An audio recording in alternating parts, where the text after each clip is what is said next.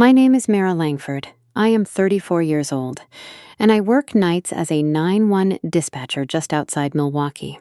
Because of my job, I thought I understood what real panic sounded like. I hear it every night through my headset, the frantic breaths, the desperate pleas of people realizing their lives are changing forever. I thought I knew all the shapes fear could take. I was entirely wrong. At 5:00 in the morning, 3 weak knocks pulled me out of a dead sleep. They were not loud enough to be an immediate threat, but they were slow and unsteady enough to make my chest tighten before I even reached the hallway. I grabbed my phone, checked the porch camera, and stared at the screen. I saw a small figure standing under the harsh yellow light, swaying like one more gust of wind would knock him completely down.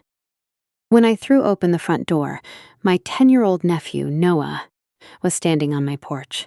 He wore only a thin hoodie, soaked sneakers, and loose sweatpants. His body was stiff with cold.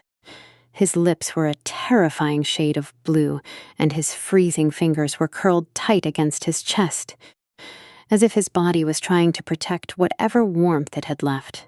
The air outside was exactly 32 degrees, but the wind coming off the lake made it feel sharper, meaner, like it had teeth.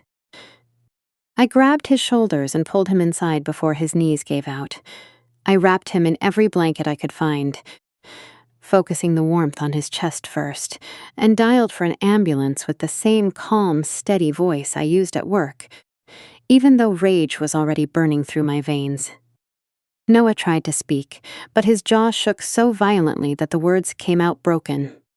When he finally pushed the sentence past his chattering teeth, it chilled me worse than the winter wind. They left me. Grant changed the code. While I checked his faint pulse, my phone buzzed. A message from his stepmother, Celeste, asked if I had seen him. Seconds later, a text from his father, Grant, aggressively accused me of taking his son. I looked at the freezing child curled on my couch, fighting to breathe, and I did not answer either of them. Instead, I saved the doorbell camera file and sent it straight to Officer Nolan Price. Before I tell you what happened when the police finally got involved, let me ask you something. Where are you listening from right now? And what is the weather like where you live? Let me know in the comments, because I want to know exactly how far this truth can travel. As the ambulance sirens began to wail in the cold distance, I held Noah's trembling hand. But as I sat there, I did not yet know the most horrifying truth of that night. I did not know that the worst part of his ordeal was not the agonizing walk to my apartment. The worst part was what had happened inside the very house he had been trying to return to. The back of the ambulance smelled of sterile rubber, harsh antiseptic, and the biting scent of winter air still trapped inside ruined clothing. Noah sat huddled on the narrow stretcher, enveloped beneath 2 heavy thermal blankets. His hands trembled with such violent, uncontrollable spasms that the paramedic quietly pulled the chemical heat pack away from his fingers, opting to hold it directly against the boy's chest instead. Warming the core was critical. I sat rigidly beside him, my hand resting on his fragile shoulder.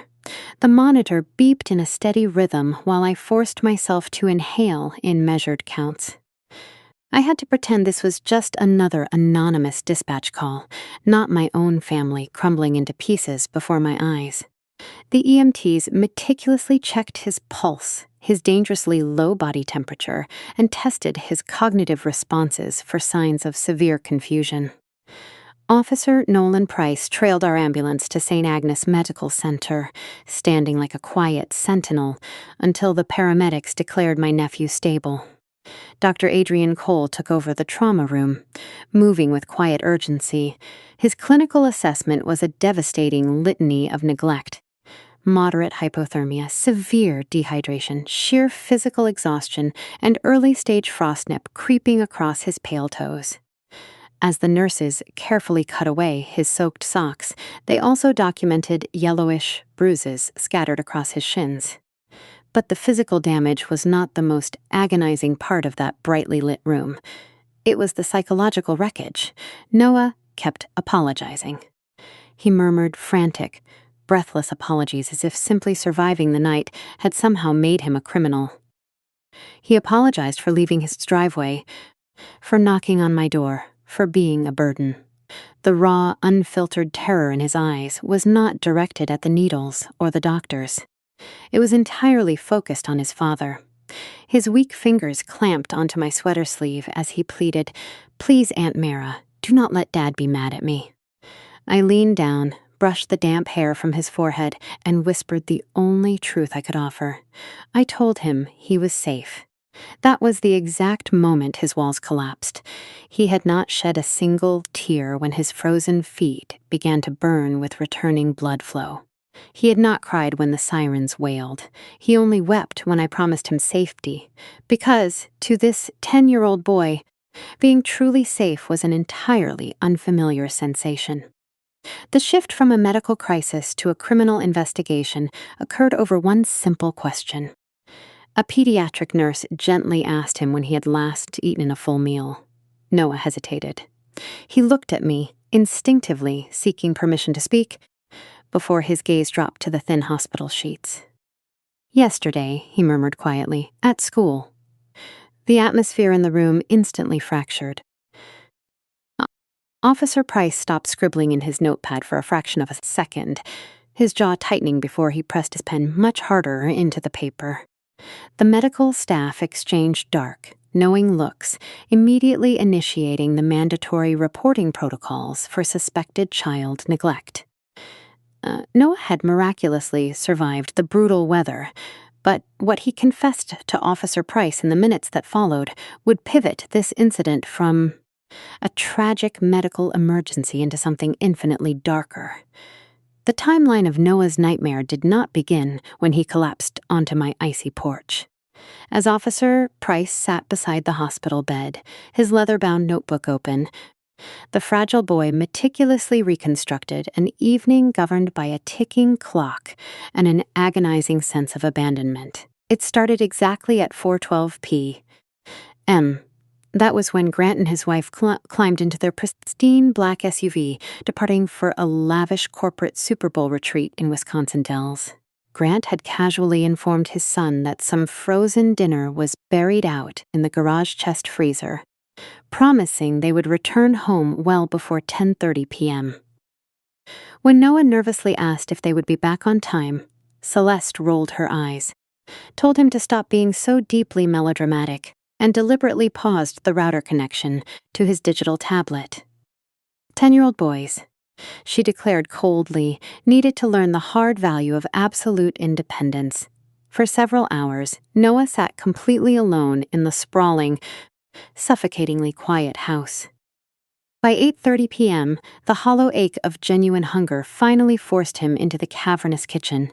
He pulled open the massive stainless steel refrigerator, only to find it practically barren. Its brightly lit glass shelves held nothing but neat rows of sparkling water, imported craft beer, and a forgotten plastic container of takeout that emitted a sour, spoiled odor when he cracked the lid.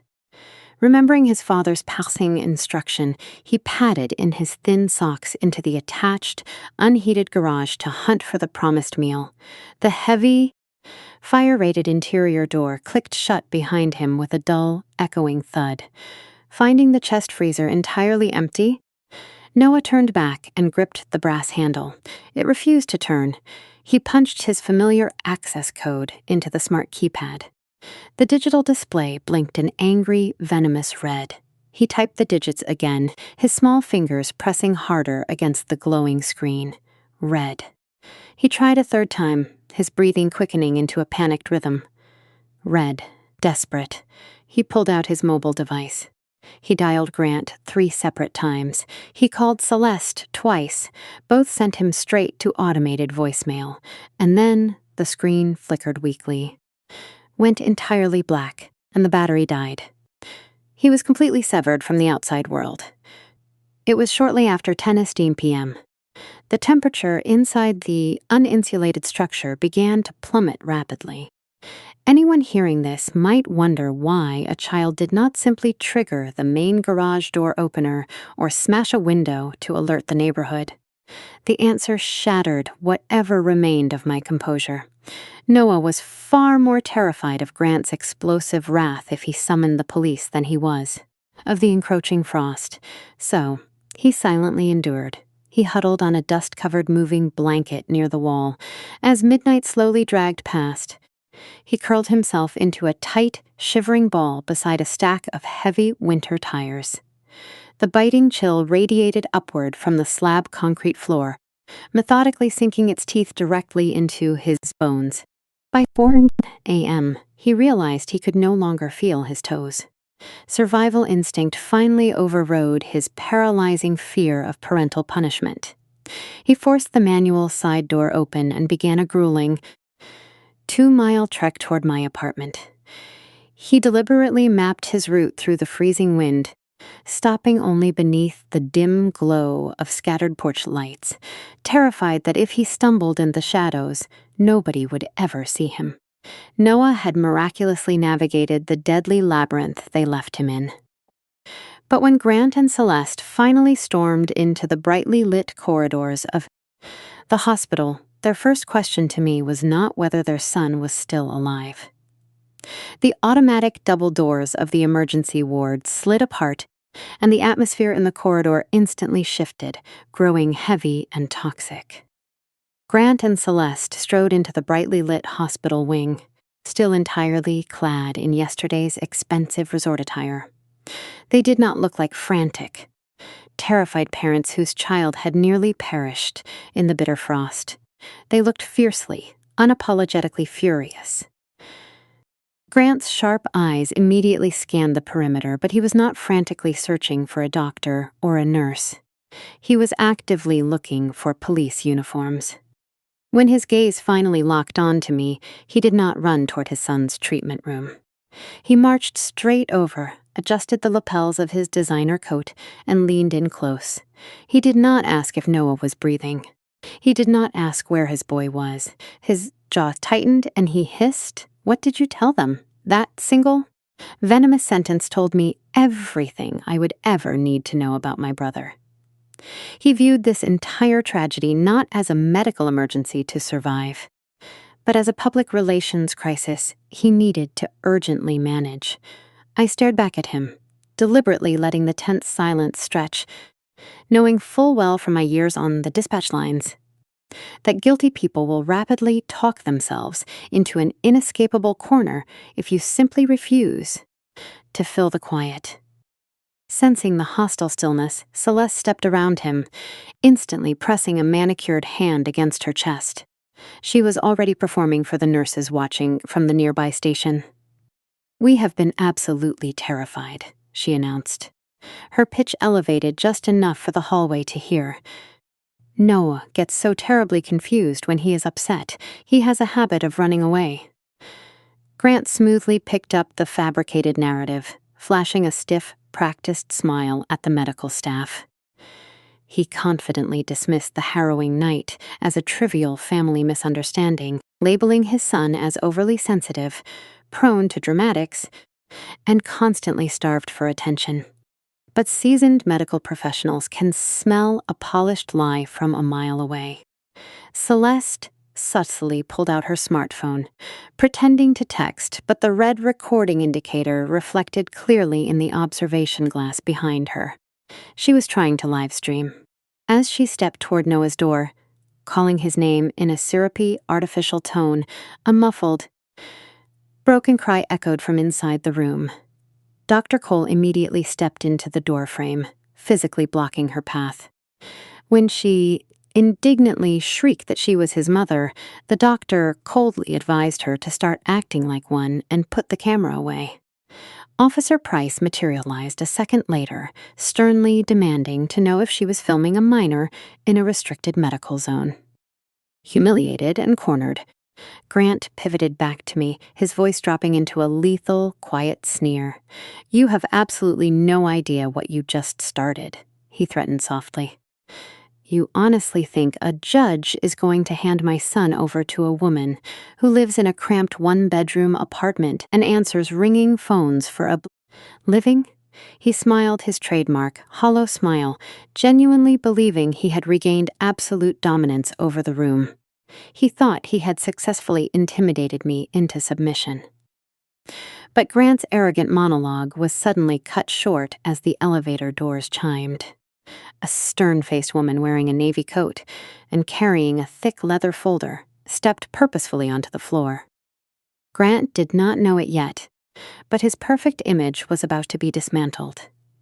Child Protective Services had arrived.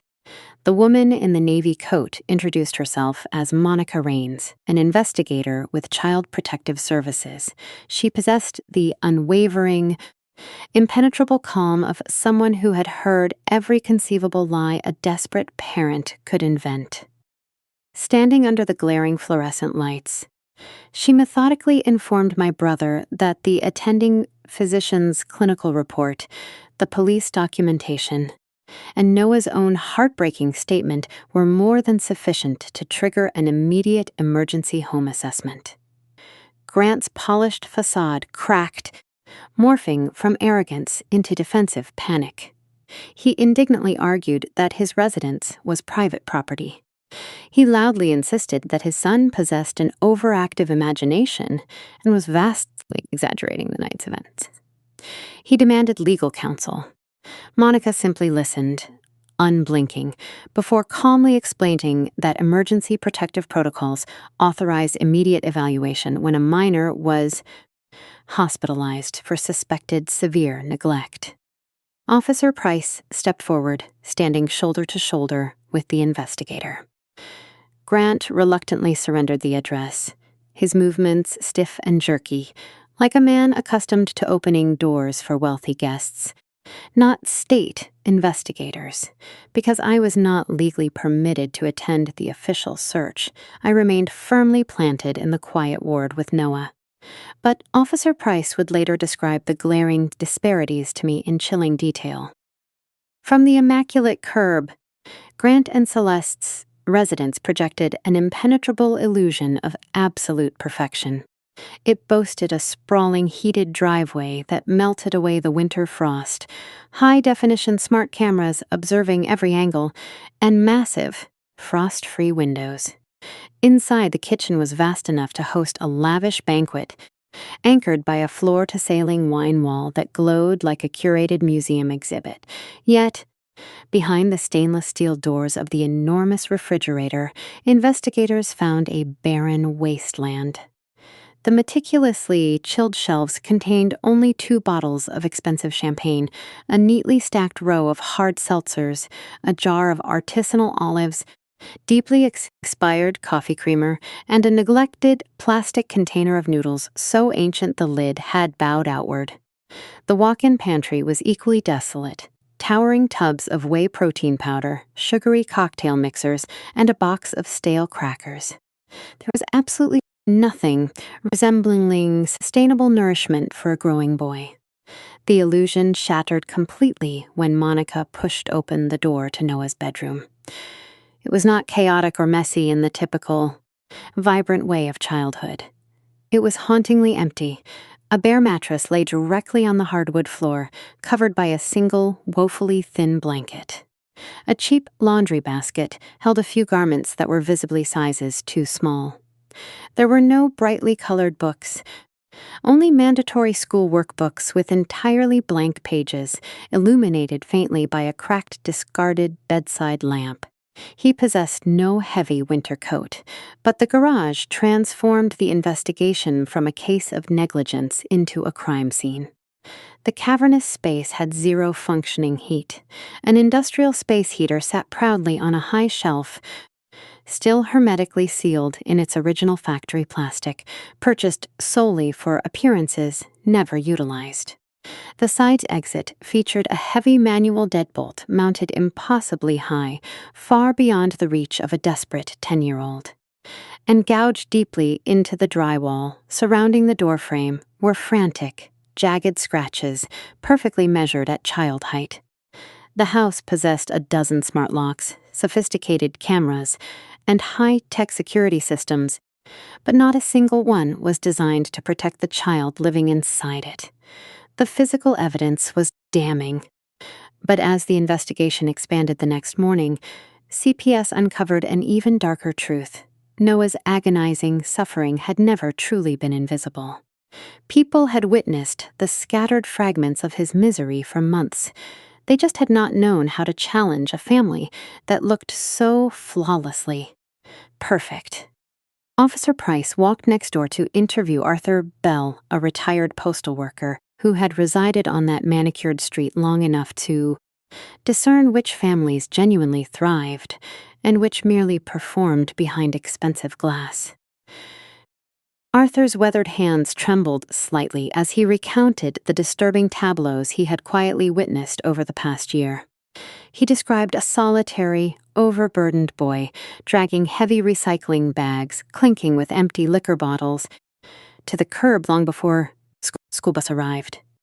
He recalled watching Noah sit slumped on the front steps in the brisk autumn air, silently eating peanut butter straight from a plastic spoon. He remembered the grueling winter mornings when a small silhouette shoveled the expansive driveway alone in the pre-dawn darkness, while the adults presumably slept comfortably inside. Arthur confessed that he had not been entirely passive. He had once contacted the local elementary school to report his mounting unease. But his well-meaning intervention was swiftly neutralized. Grant had descended upon the principal's office, wearing an impeccably tailored charcoal suit, exuding an aura of undeniable authority and deeply offended grace. He had effortlessly charmed the administrators, spinning a polished narrative of a rebellious child learning necessary discipline. That is what people with nice houses know how to do, Arthur told the officer, his voice cracking with heavy, burdened regret. They make you feel like you completely imagined the abuse. The investigators' subsequent dive into the educational files corroborated the old man's observations with chilling bureaucratic precision.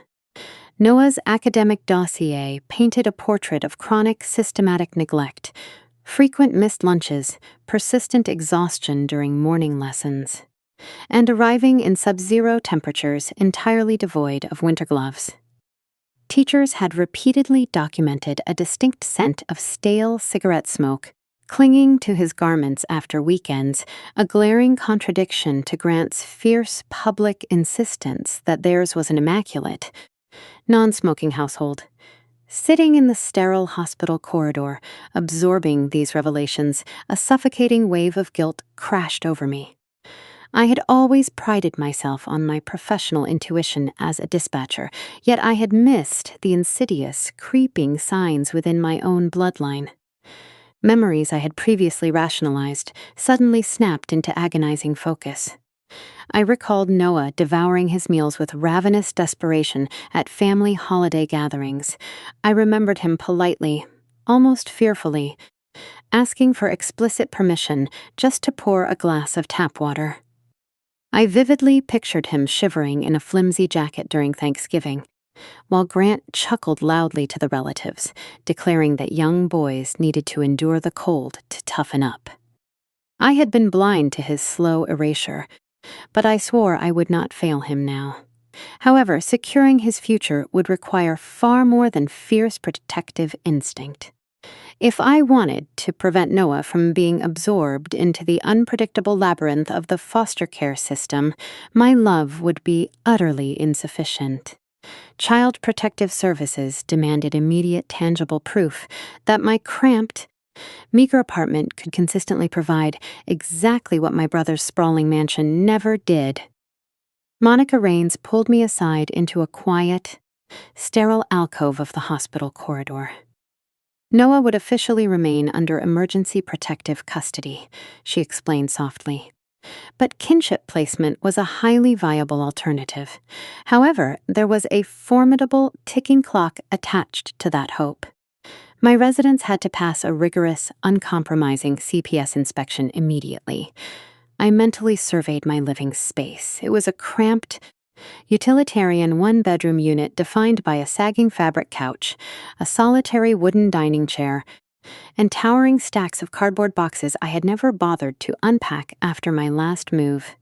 It was undoubtedly warm, and it was scrubbed impeccably clean, but basic warmth and cleanliness were severely insufficient for state standards.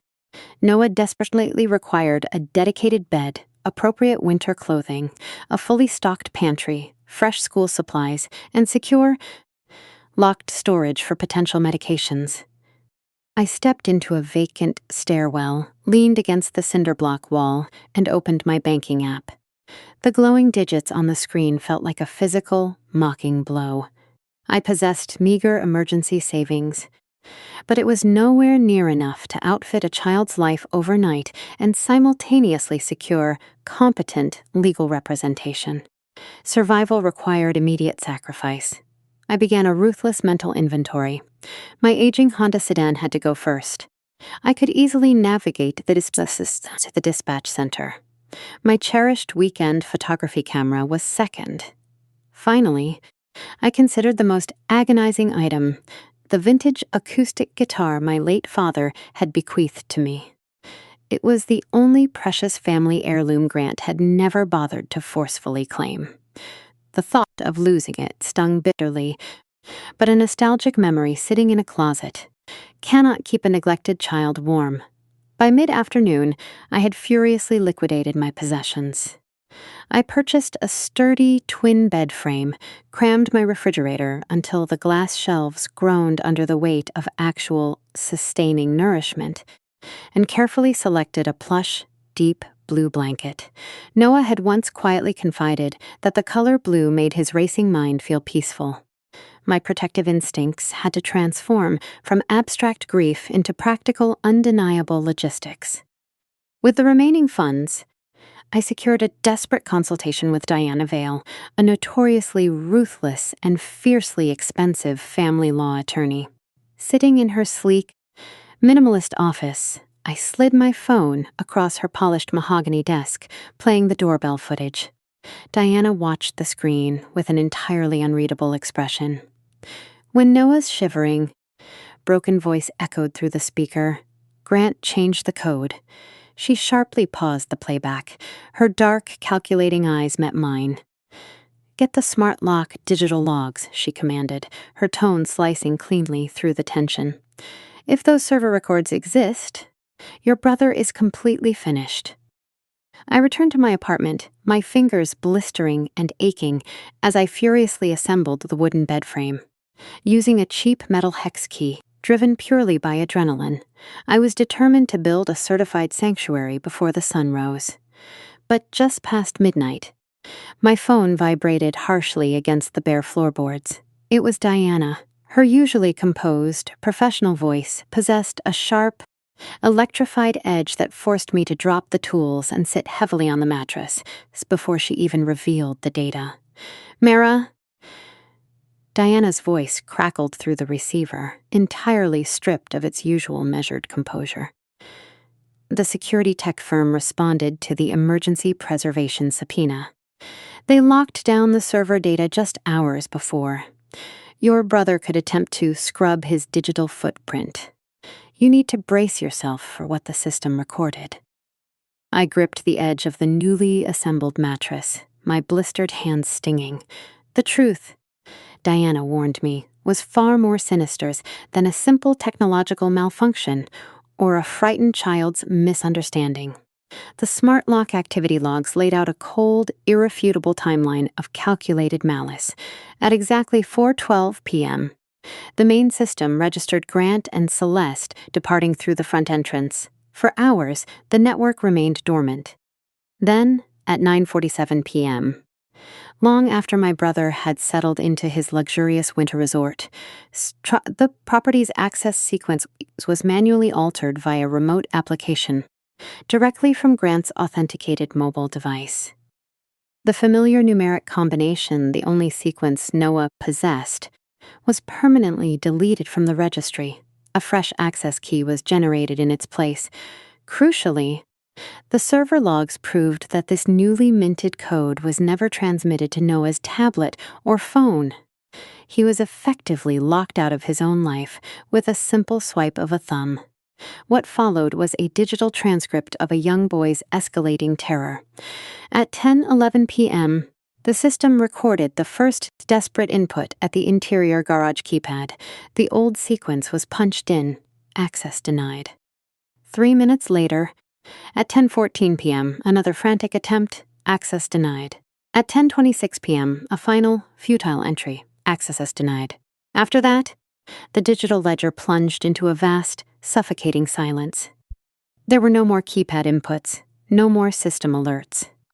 Just 6 excruciating hours of a freezing, agonizing void, completely uninterrupted until 4:58 a.m., when my own apartment's doorbell camera captured a hypothermic boy stumbling out of the winter wind. This was not an unpredictable glitch, Diana stated, her tone surgical and precise. This was not a tragic oversight. This was an adult deliberately revoking a child's access to shelter and willfully failing to protect the minor trapped inside. Listening to the sheer cruelty etched in those digital timestamps, a profound realization washed over my initial surge of nausea. For his entire adult life, Grant had relied heavily on his wealth, his tailored suits, and his undeniable charisma to manipulate reality. He had always bullied witnesses into doubting their own eyes. But a silicon microchip cannot be intimidated or charmed. A cloud server does not care about Celeste's theatrical tears, the sheer size of their bank account, or the impeccable facade of their neighborhood. The lock simply witnessed the truth, memorized the betrayal, and reported the unvarnished facts. The very mechanism of his absolute control had just transformed into the unbreakable instrument of his undoing. As I disconnected the call, I knew the impending legal war was far from over. Grant was ruthlessly cunning.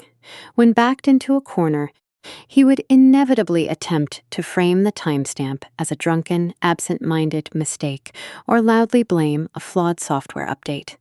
He would weave a brilliant, sympathetic lie for the judge. But my arrogant brother did not yet realize one catastrophic detail.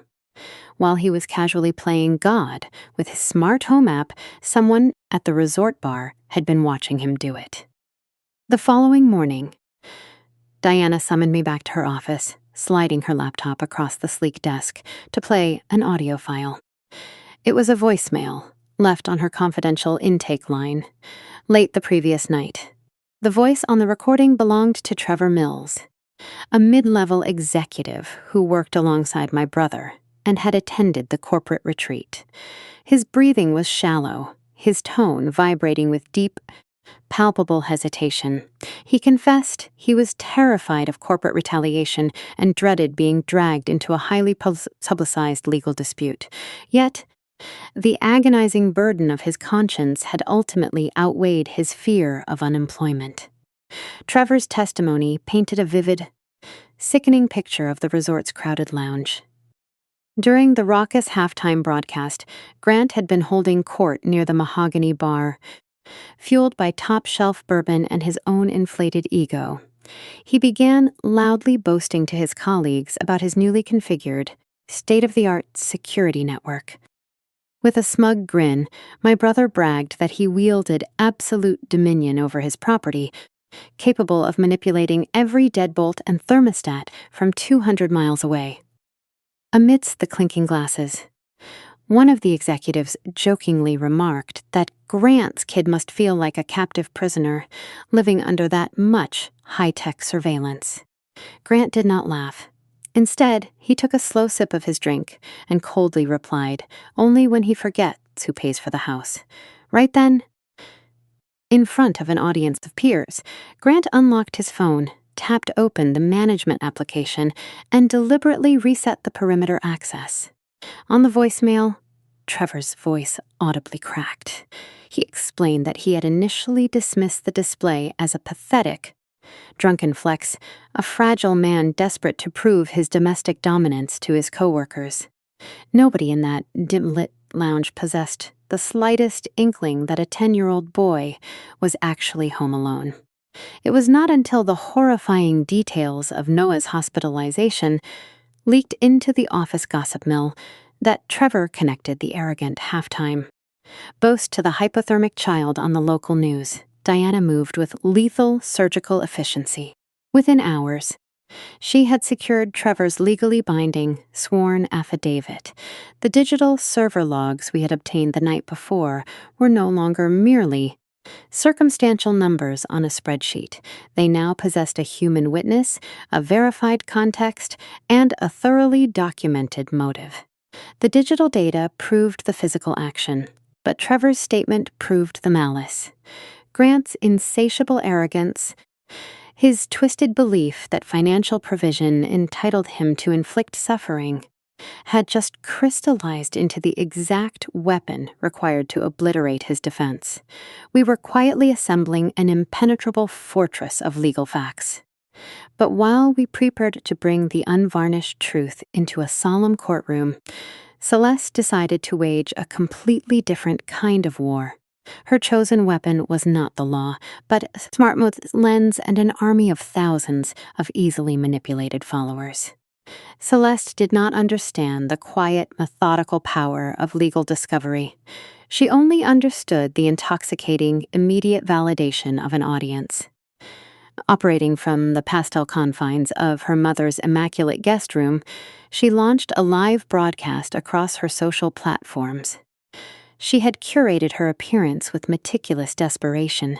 Her complexion was powdered pale, her eyes rubbed raw to simulate recent sobbing, and her hair styled into a carefully arranged, sympathetic mess. Staring directly into the camera lens, she began to weep.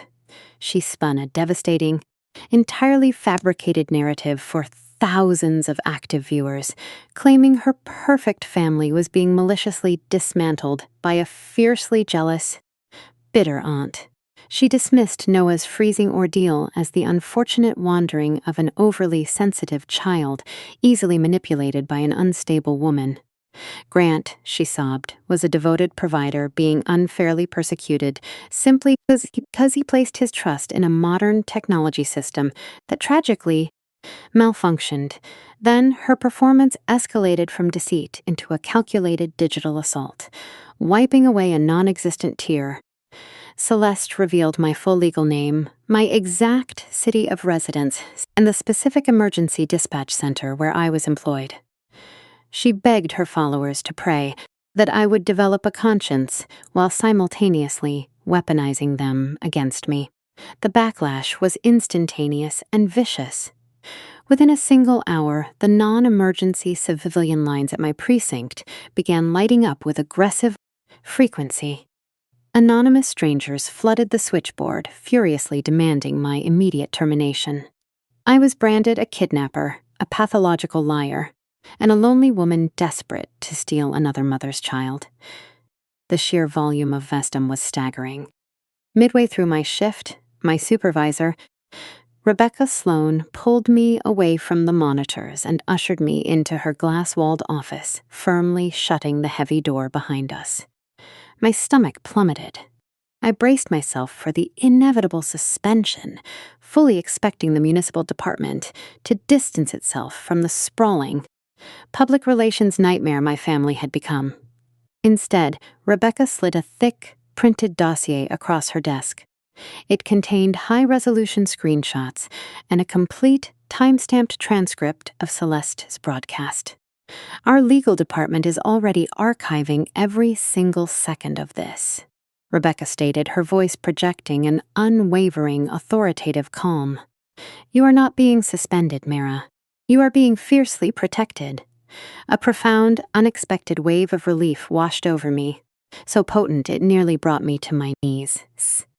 While my sister-in-law basked in the glowing praise of the comment section, convinced she had successfully reclaimed control of the narrative, she was entirely oblivious to the catastrophic legal trap she had just willingly walked into. She believed she was rallying an army. In reality, she was meticulously documenting her own acts of criminal harassment, public defamation, and targeted doxing. Celeste arrogantly assumed that her theatrical tears would easily save her reputation. But she was about to learn that my attorney, Diana, was not bringing fragile emotions to the courtroom. She was bringing a timeline. The atmosphere inside the courthouse was frigid, an imposing reflection of the brutal legal battle ahead. Grant strutted through the heavy oak double doors flanked by a conspicuously expensive defense attorney, projecting an aura of untouchable arrogance. Celeste trailed closely behind, clad in a somber, tasteful black dress, clutching a crumpled tissue like a meticulously chosen theatrical prop. Their strategy was glaringly obvious. They fully expected a vicious character assassination. They intended to weaponize my modest lifestyle against me, prepared to argue that a single woman who worked graveyard dispatch shifts and rented a cramped apartment was entirely unfit to rival their profound financial stability. But Diana Vale possessed zero interest in debating the size of my bank account. She adamantly refused to engage in a messy, emotional mudslinging contest. When it was her turn to address the bench, she stood up with surgical, terrifying precision. She bypassed the dramatic rhetoric entirely and mounted a colossal display board facing the magistrate. It featured a stark, irrefutable timeline. At 4:12 in the afternoon, the parents departed the primary residence, Diana stated, her voice slicing cleanly through the silent room. At 9:47 p.m., Mr. Langford deliberately altered the property's security access remotely. At 10:11 p.m., the minor attempted the original entry sequence. Access denied. At 10:14 p.m., a second desperate attempt. Denied. At 10:26 p.m., the final recorded attempt. Denied. And at 4:58 a.m., the child appeared on my client's porch exhibiting advanced stages of life-threatening medical distress. Grant scoffed from the defendant's table, leaning back while preparing to unleash his expensive lawyer's rehearsed rebuttal about faulty technology. But Diana instantly neutralized him by pressing play on her laptop. The courtroom monitors flickered to life. Instead of dense legal jargon, the chamber was suddenly flooded with the haunting, unmistakable audio of a 10-year-old's teeth chattering violently against the biting winter wind. Noah's fragile, broken voice echoed off the polished, wood-paneled walls. Grant changed the code. My brother glared viciously at the glowing screen. He deeply despised the camera lens because it was the one steadfast witness he could neither purchase nor intimidate. The raw, objective truth had completely crushed his highly polished narrative in less than 2 minutes. The presiding judge did not hesitate. He swiftly granted me temporary guardianship, slamming down a strict protective mandate that unequivocally barred Grant and his wife from any unsupervised contact with the boy. Furthermore, he issued a severe gag order forbidding them from discussing Noah, the ongoing case, or myself on any public forum whatsoever. Celeste nodded meekly, dabbing her remarkably dry eyes, performing perfect, submissive comprehension for the magistrate. But Celeste's addiction to external validation was vastly stronger than her respect for the law. Her profound inability to stop performing for strangers ultimately catalyzed her own rapid destruction. A mere 3 hours after leaving the courthouse steps, she ignited her camera ring light and broadcasted a furious, tearful rant, brazenly declaring that a corrupt judicial system was violently stealing her son. By midnight, the very woman who had arrogantly called me unstable in a hospital corridor was sitting silently in the back of a squad car, firmly handcuffed for flagrantly violating a judge's protective order. That initial emergency hearing finally secured Noah's immediate physical safety. But the overarching war was merely paused. 6 weeks later, Grant and his legal team would return for the main trial, armed to the teeth, fully prepared to blame the entire agonizing atrocity on a digital glitch, unpredictable weather, and the supposedly poor choices of a frightened child. 6 weeks after the preliminary injunction, the silver-frosted windows of the grand courthouse mirrored the icy, uncompromising battle line drawn inside. Noah was mercifully spared the agony of taking the stand. Instead, he waited safely in a secure, adjacent antechamber alongside a designated child advocate, rhythmically squeezing the blue stress ball Dr. Cole had gifted him. I exhaled a profound breath of gratitude. A traumatized minor should never be forced to sit beneath the piercing, intimidating gaze of his abusers to prove that his pain was authentic.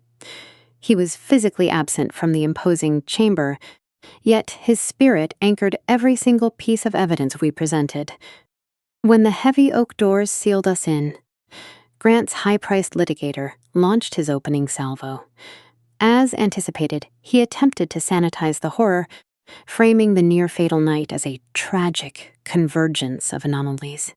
He painted it as an unfortunate, unavoidable byproduct of a software malfunction, a severe meteorological anomaly, and a frightened boy making a panicked, completely irrational choice to brave the blizzard. Diana Vale did not object. She merely sat back, her expression impassive, allowing the defense to construct their fragile house of cards. Then, she summoned her witnesses to systematically obliterate it. Dr. Adrian Cole took the oath first. With unwavering clinical detachment, he testified that my nephew's advanced hypothermia, acute dehydration, and cellular exhaustion were medically incompatible with a brief nighttime stroll. The pathology explicitly indicated massive, prolonged environmental exposure spanning several grueling hours prior to the physical exertion of walking. When the defense counsel attempted to insinuate that the boy was simply constitutionally delicate, Dr. Cole leaned sharply into the microphone. Sub-zero temperatures degrade pediatric physiology faster than adults, the physician stated flatly. But profound neglect compromises a child long before the weather ever gets a chance. Next, investigator Monica Raines took the stand, clinically dismantling the architectural illusion of my brother's sprawling residence. She explicitly detailed the desolate stainless steel refrigerator, the unheated industrial garage, the pathetic mattress discarded on the bare floorboards, and the absolute absence of winter gear. She delivered her lethal conclusion with bureaucratic precision. The property was financially affluent, yet functionally unsafe for a minor. That single sentence landed with more devastating force than any screamed insult ever could. Arthur Bell followed, his weathered voice trembling but entirely resolute. The retired postal worker recounted witnessing a solitary, overburdened kid hauling Everglades bottles to the curb at dawn, and consuming cheap peanut butter from a spoon in the biting autumn breeze. He articulated the insidious psychological nature of my brother's camouflage. His tailored suits and polished vocabulary, Arthur explained sorrowfully, his hands gripping the railing, were perfectly designed to make concerned neighbors believe we were entirely imagining the abuse. Then came the motive. Trevor Mills hesitantly occupied the witness box, confirming the grotesque scene at the bustling resort lounge. He recounted Grant's boastful demonstration of his smart home dominion, explicitly matching the exact timestamp of the digital access log to the moment my brother arrogantly joked about keeping his son in line. The irrefutable server data and the human testimony fused into an unbreakable chain of malice. Grant's arrogance had become his own executioner. Finally, Diana addressed the stepmother's online crusade. The large projector illuminated Celeste's tear-stained face from her viral broadcast. My attorney paused the playback at the precise frame where the woman maliciously revealed my dispatch precinct to her followers. Without uttering a single derogatory remark, Diana silently overlaid the digital display with a stamped copy of the judicial gag order Celeste had recklessly defied just hours prior. Every meticulous layer of their immaculate, Curated existence had been methodically stripped away by documented reality. The courtroom fell into a heavy, suffocating silence. The presiding magistrate adjusted his spectacles, his gaze drifting from the mountain of irrefutable evidence directly to the defendant's table. Then, he leaned forward, peering down at my brother, and asked one devastatingly simple question. If the security system was merely updated, Mr. Langford, why was Noah never provided the new code?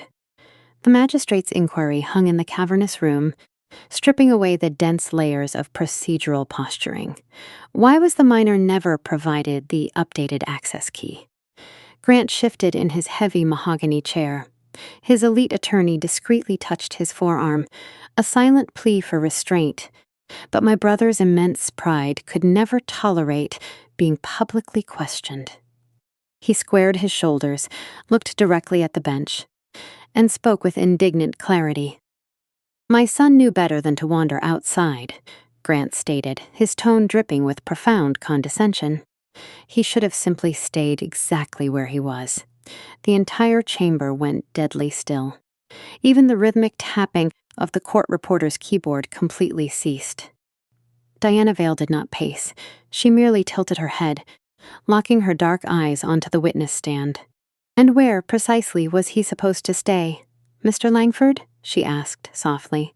Grant's jaw clenched, his patience visibly evaporating as he snapped, "In the garage, until we got back." The moment the syllables left his lips, the atmospheric pressure in the room abruptly plunged. The devastating reality of his admission echoed off the high ceilings. Without a shred of coercion, my brother had just testified under oath that his 10-year-old child should have obediently waited inside an uninsulated concrete box in sub-zero winter conditions from late evening until sunrise. The judge leaned back, slowly removing his spectacles, his expression hardening into glacial disgust. "Mr. Langford," the magistrate murmured, his voice laced with heavy contempt. "It appears your entire defense hinges on the grotesque premise that your child should have endured the lethal danger you deliberately manufactured. Just a bit more quietly." The polished veneer shattered entirely. The wealthy executive who thrived on absolute dominance finally snapped. He slammed his flattened palms violently onto the defense table, his face flushing a furious crimson. "He is my son," Grant roared, his voice cracking with desperate, territorial rage. Before the echo of his aggressive outburst could fade, a faint sound drifted from the adjacent antechamber. The heavy wooden door had been left open just a fraction. Through that narrow sliver of space, Noah's small, trembling voice floated into the silent courtroom. "Then why did you not open the door?" Nobody moved. The bailiff froze. The defense attorney lowered his gaze to his blank legal pad. There was no procedural objection that could strike that innocent, earth-shattering question from the record. No fabricated narrative could ever erase it. The central motif of our nightmare had reached its absolute pinnacle. Grant Langford still possessed his vast fortune, his tailored charcoal suit, and his high-priced litigator. But as he stood trembling before the judge, he no longer possessed a story that a single soul on earth would ever believe. The magistrate's gavel descended with a resounding finality that shattered the Langford empire. The ruling was absolute and uncompromising. Noah would remain securely in my custody. Grant and Celeste were explicitly barred from any unsupervised contact whatsoever, while Child Protective Services formally initiated the grueling, irreversible process of permanently terminating their parental rights pending the criminal trial. Because Celeste had desperately chosen to broadcast our private nightmare to the internet, a chaotic swarm of local journalists and aggressive paparazzi awaited us past the courthouse columns. Grant, the man who had always thrived on public admiration and control, now cowardly shielded his face beneath a raised collar, shrinking away from the lenses. Celeste predictably lunged toward the flashing cameras, desperate to spin one final, tearful performance, But Officer Price smoothly intercepted her path, his broad shoulders easily blocking her from the microphones. The consequences of their exposure radiated outward with terrifying speed, dismantling their lives layer by layer. Within 48 hours, Grant's prestigious firm indefinitely suspended him. By the end of the week, he was permanently terminated. The corporate board invoked a strict morality clause, specifically utilizing proprietary company-linked smart home software in conduct that actively endangered a minor. The executive, who had smugly bragged about manipulating deadbolts from a resort lounge, was unceremoniously stripped of the lucrative career that had convinced him he was invincible. Celeste's meticulously curated digital kingdom imploded just as rapidly. Hemorrhaging lucrative brand deals, the very followers she had previously weaponized against my precinct began fiercely scrutinizing her extensive video archives. Armed with the horrifying context of the trial, viewers noticed the chilling, silent details everyone had previously glossed over. A frail boy quietly scrubbing countertops in the blurred background, hauling overflowing laundry baskets up steep stairs, or visibly flinching whenever Grant's booming voice entered the frame. Her flawless maternal persona dissolved overnight, destroyed by the very visual evidence she had voluntarily uploaded. The parallel criminal proceedings consumed 8 agonizing months. Cornered by an avalanche of subpoenaed data and civil claims that threatened to expose even more toxic financial records. My brother ultimately accepted a plea agreement. He pleaded guilty to felony child endangerment, criminal neglect, and witness intimidation. He was sentenced to 18 months in county custody and 5 years of supervised probation. Celeste pleaded guilty to child endangerment, deliberate violation of a protective order, and civil defamation, receiving 9 months in custody. Both permanently forfeited their parental rights. Grant's sprawling, architectural masterpiece was liquidated. The glowing wine wall, the heated driveway, and the cavernous kitchen where no one ever cooked for Noah were transformed into sterile numbers on a legal settlement. A comprehensive trust was established to fully fund Noah's education, ongoing trauma therapy, and future housing. The sophisticated technological network my brother had utilized to trap a child had ultimately generated the financial bedrock that guaranteed my nephew's secure future. Listening to the full sentencing, I did not feel the triumphant rush of vindictive joy I had once expected. True justice is rarely a celebration. It is a profound, exhausting relief. My revenge was not watching a defeated man lower his head as the bailiff escorted him away. My revenge was the quiet knowledge that Noah would never again have to apologize for being cold, hungry, or simply alive. Yet, signed court orders and criminal convictions cannot instantly repair a deeply fractured soul. As the heavy, brass-handled doors of the judicial system finally closed behind us, I realized our hardest emotional battle was just beginning. Because Noah still had to learn how to slowly believe that safety was actually real. Throughout the grueling months of overlapping court dockets, Noah embarked on the agonizingly slow process of unlearning terror. Trauma does not evaporate overnight. It lingers heavily in this muscle memory. Initially, he insisted on sleeping with his worn sneakers positioned rigidly beside his mattress, constantly prepared for a sudden eviction. Weeks later, the shoes migrated underneath the bed frame. Then, on a quiet Tuesday evening, I opened his closet and saw them resting neatly on the rack. I stood perfectly still in the narrow hallway, tears blurring my vision, because healing rarely announces itself with a parade. Sometimes it looks exactly like a boy finally believing he will not have to flee before sunrise. Shortly after that silent milestone, I sat in a brightly lit administrative office and signed the finalized decrees. The ink dried, permanently attaching the title of guardian next to my name. It was an unfamiliar designation, yet it resonated with an absolute rightness. Leveraging the financial settlement and the structured trust, we transitioned into a modest, two-bedroom ranch on a tree-lined street near his elementary campus. The architecture was entirely unpretentious. The wooden kitchen cabinets stuck stubbornly during humid afternoons, the backyard fence leaned slightly left, and the front porch fixture occasionally flickered. However, the central heating hummed with absolute reliability. The refrigerator remained perpetually stocked, and, most importantly, every single exterior door opened easily from the inside.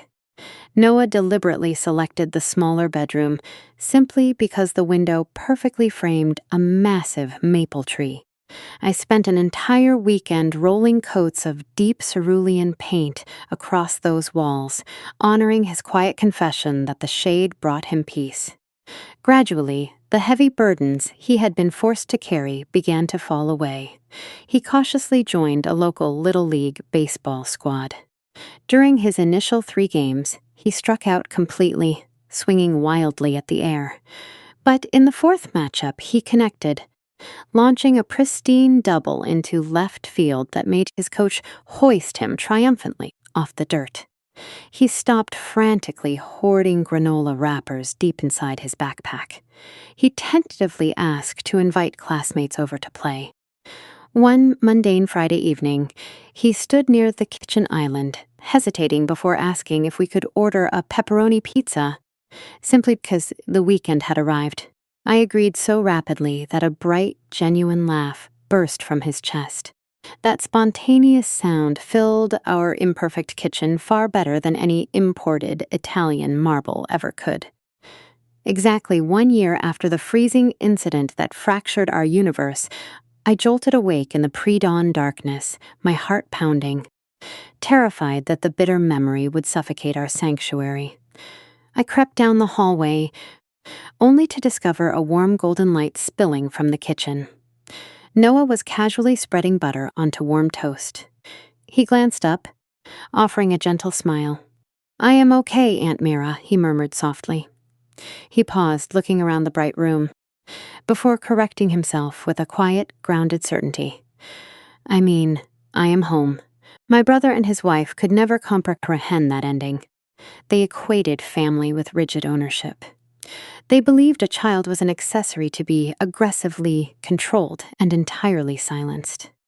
But true family is not the towering figure who maliciously locks the deadbolt and arrogantly calls it a lesson. Family is the person who forces the door wide open, relentlessly preserves the damning evidence, and refuses to retreat until the truth is secure. Real justice was never watching a defeated executive led into a holding cell. It was watching Noah stand relaxed in a warm kitchen, no longer apologizing for existing. If someone in your family tried to hide cruelty behind a perfect image, would you stay silent or let the truth travel? We appreciate every viewer who supports these fictional drama stories. This video was made strictly for entertainment, education, and reflective storytelling. We hope it reminds you that being unsuspected can become the beginning of an unforgettable comeback, especially when you stop asking others to believe in you and start believing in yourself.